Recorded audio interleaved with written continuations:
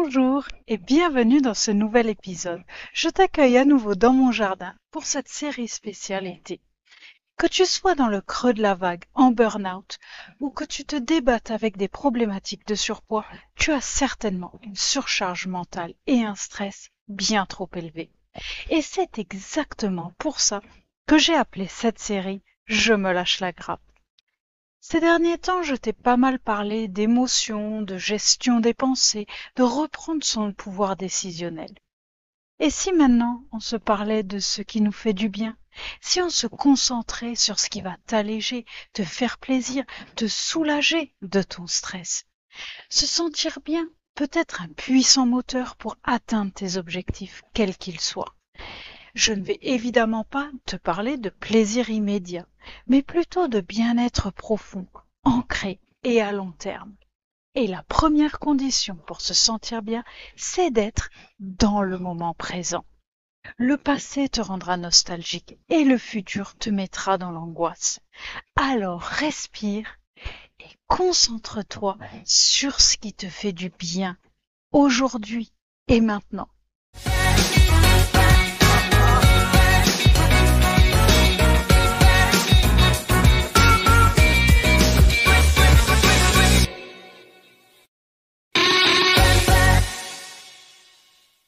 Si tu y regardes de plus près, tu verras vite que tout ce que nous faisons dans notre vie, c'est pour nous sentir d'une façon ou d'éviter de nous sentir d'une autre façon.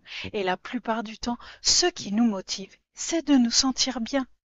Mais qu'est-ce que j'entends exactement par là? Le confort de la routine fait nous sentir en sécurité. Dans ces moments, notre cerveau est satisfait. Il est le plus efficient possible tout en économisant sa précieuse énergie.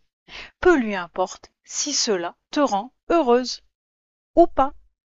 Le fait est que ce qui nous est familier nous satisfait, nous semble bien.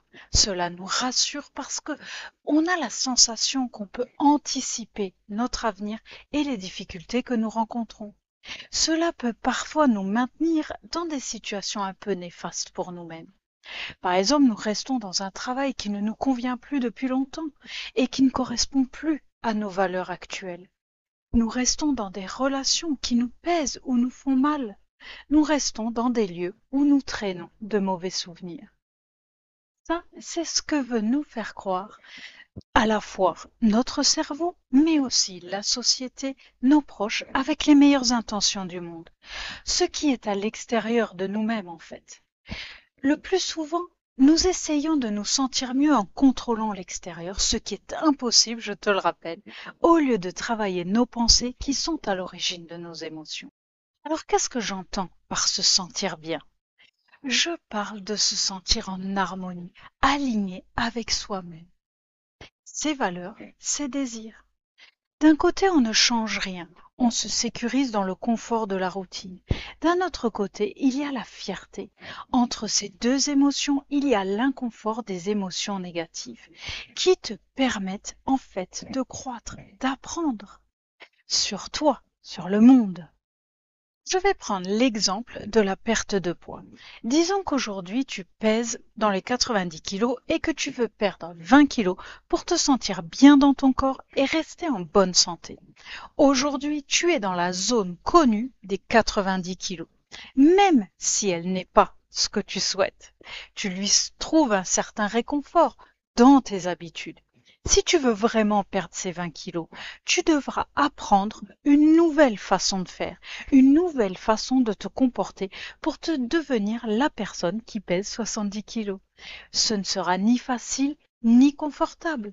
Mais si tu trouves la vraie raison qui pourrait te motiver à traverser cette étape, tu te glisseras peu à peu dans une nouvelle normalité, dans un nouveau confort, de nouvelles habitudes, et qui, elles, serviront tes objectifs et ta santé. Tu vas adopter les habitudes d'une personne, de 70 kilos et être cette personne. Tu vois où je veux en venir? Certes, il est difficile et inconfortable, désagréable, voire pénible de sortir de notre zone de confort. Mais quelle fierté d'atteindre son nouvel objectif et d'avoir une vie plus sereine, débarrasser, au-delà des kilos superflus, de la surcharge mentale que représente le surpoids. Est-ce que tu perçois la différence entre les deux états, où finalement tu te sens bien, avant et après? Et ces deux états, en réalité, sont très différents. L'un, on le subit, l'autre, on le choisit. Et ça change tout. Opérer un quelconque changement dans notre vie implique de créer de nouvelles connexions neuronales dans notre cerveau.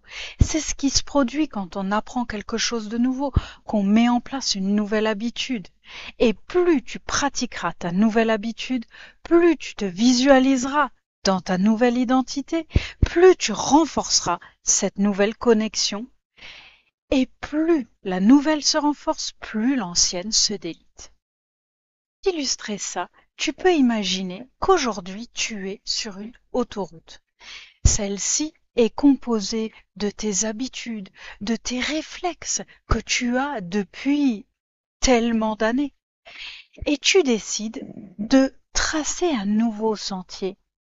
Plus tu passeras et repasseras sur le sentier, plus il s'élargira et plus ton autoroute s'enherbera. Mais ce n'est pas parce qu'un jour tu reviens sur l'autoroute que le chemin disparaît.